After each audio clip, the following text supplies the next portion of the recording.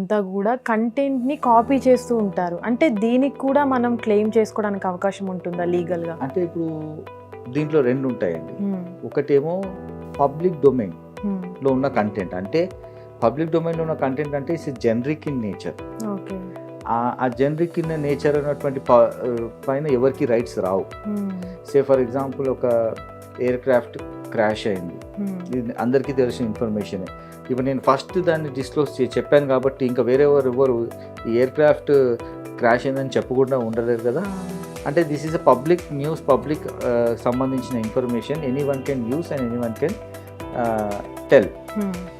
కానీ నేను ఒక ఓన్ స్టోరీ క్రియేట్ చేశాను, నేను ఆ స్టోరీ చెప్పాను, ఇది నా own content. So public domain ఏంటి తెలుసుకోవాలి. నా ఒరిజినల్ ప్రొప్రైటరీ రైట్ అంటాం దాన్ని, ప్రొప్రైటరీ కంటెంట్ అంటే నా సొంతం కంటెంట్, ఇది నేను క్రియేట్ చేసింది. ఈ